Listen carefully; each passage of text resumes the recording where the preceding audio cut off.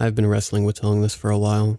I put it off for so long, telling myself I need to get my life together before I deal with figuring out what the hell happened in that basement. But now I have. So now I have to get this off my chest. Believe it or not, I don't care. I just need someone, anyone, to see and understand. Before I found the Irving Hotel, I was a vagrant for a bit under 2 years. Why isn't relevant, except in saying that the last thing I wanted was sustained contact with other people. So I wandered. Not with a particular purpose or destination, just to wherever there was a train going or where my feet took me. Some people would have hated it. The isolation, the uncertainty, the risks. I reveled in it, not through enjoyment, but in the stark contrast between this and what came before. It helped that I was lucky. Good fortune and a childhood spent camping kept me mostly intact. Though, I realized I got careless. Heading up the east coast in autumn, the weather was starting to turn, and I learned the hard way that Maine is not where you want to be in the coldest winter of the decade. As much as I hated to, I started staying nights in shelters when I could. I dreaded being near so many other people, but the weather was too damn cold. The 2 times I got stuck out for the night were so much worse. The first time, I nearly lost half my foot to frostbite, and I still have numb patches scattered on me from freeze-dried nerves, and it looked like it would be happening more and more often. Other displaced were getting the same idea, and shelter space was becoming a literal hot commodity. So, when I heard a couple of guys telling their probably friends about an unoccupied hotel that still had utilities, I didn't care. I knew it was too good to be true, but I knew my luck with the shelter would run out sooner or later, and the cold would almost certainly kill me before the season was out if I didn't do something. So, I checked out this Irving Hotel.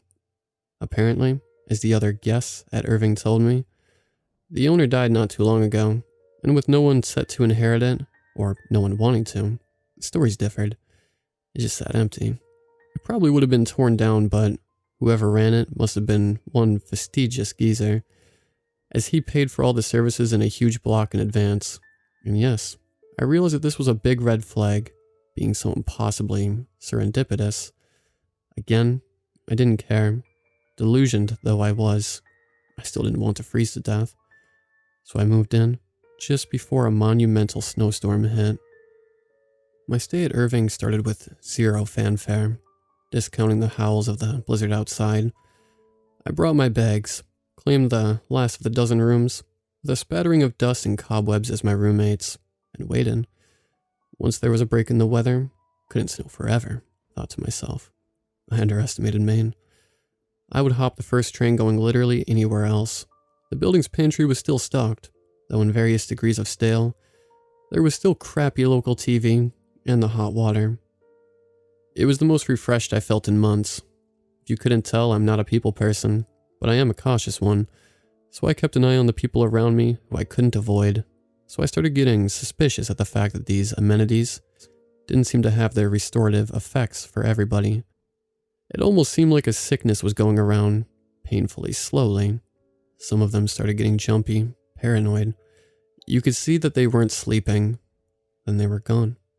I told myself that they shared my plan and risked the weather. Some just kind of gradually withered away, increasingly lethargic, until they no longer even bothered to leave their rooms. Irving's already sparse population was dwindling as the weeks went by, and it was eating at me. I could only take so much staticky news and old sitcom reruns, so I started exploring what I increasingly thought of as my cage. The Irving Hotel was not a big building. 2 stories, with the first having the kitchen, dining room, a mediocre lounge, the offices, and 4 rooms, with the other 8 being on the top floor. There was also a cellar, but with an exclusively external entrance defended by a whiteout. I didn't get a chance to really see it. I still can't figure out if that's a good thing or not. By the end of the second week, there were only 5 of us still coming to the dining room. After my anxiety started getting the best of me, I stopped going at weird hours and synced up my schedule with the rest of them. The sheer presence of the place made it feel dangerous to be alone. I almost have to thank it for that. I started to get to know the others. One I recognized from the local shelter as a pseudo-friend of the couple that I overheard about this place from. Turns out, They never checked in. I have to wonder if they knew to stay away, or never got the chance to come in. Anyway, the girl eventually became my first real friend in a long, long time, which is why when she went missing next, the fear of losing this one tiny connection drove me to recklessness. It started at the middle of week 3, where she started showing the symptoms. She turned out to be one of the jittery types, constantly on edge, practically jumping out of her skin at every little creak. The night before she went missing, I found her curled up in the corner of the kitchen with a rusting steak knife, muttering about something coming for her. My heart broke a little at that. She was nearly too far gone to let me get close to her. She would break her mutterings randomly to scream at me when I was even visible. So I curled up in a little alcove nearby to keep an ear on her. I'm not sure if the fact that I was out of sight mattered, in retrospect. It was only ever one person at a time that was being affected, so maybe I was immune anyway. Or maybe the fact that it didn't see me is the reason I'm writing this now. Anyway, I woke up sometime later, when another of our little band tripped over something on the floor. It was the handle of a steak knife, dug in between 2 tiles, with chips of the blade trailing towards the now unoccupied corner of the kitchen. It was the last straw for me. I couldn't wave this one away.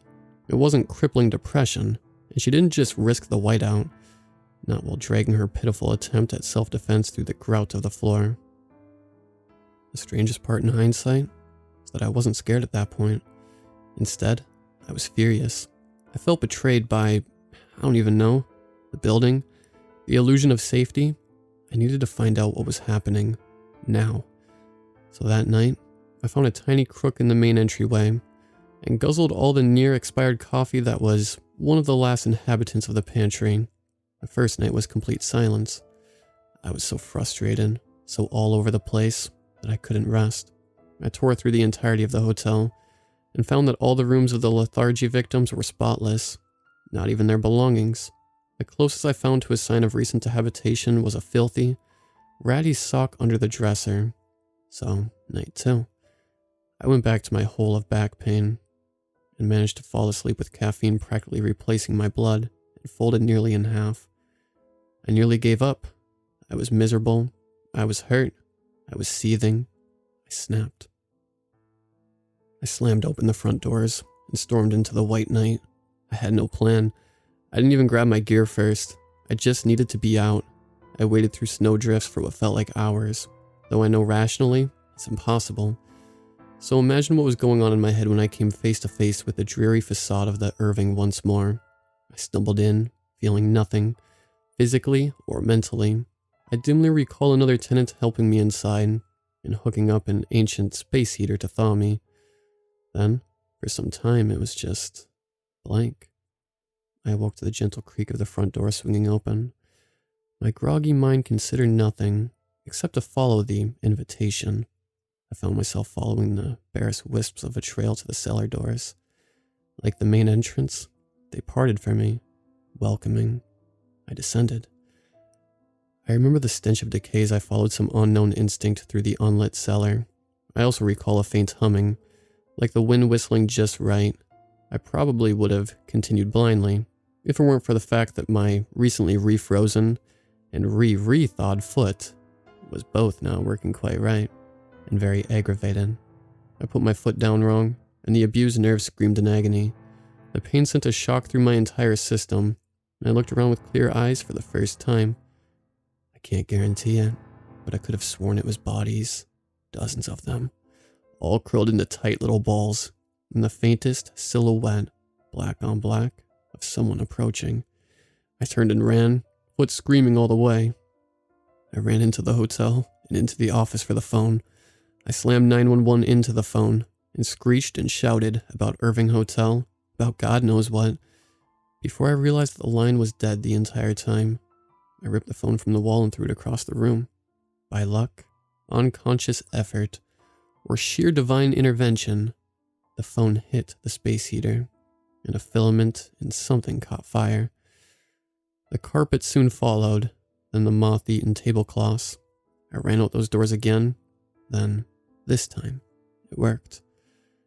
I stumbled through the blizzard, mercifully starting to peter out, and stumbled into the first building I found, some throwback diner. I recall stumbling into a booth before blacking out. I woke up in that booth, a thick quilt thrown around my shoulders, and was quickly greeted with hot coffee and breakfast that I had no hope of keeping down.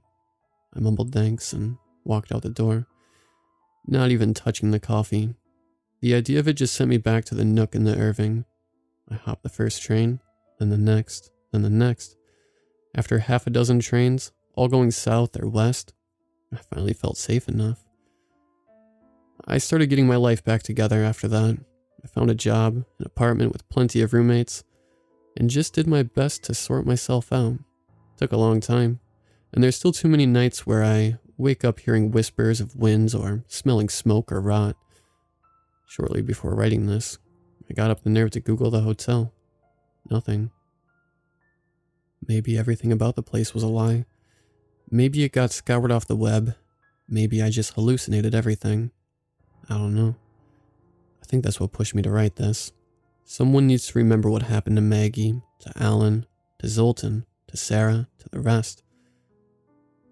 And I don't know if it can be me.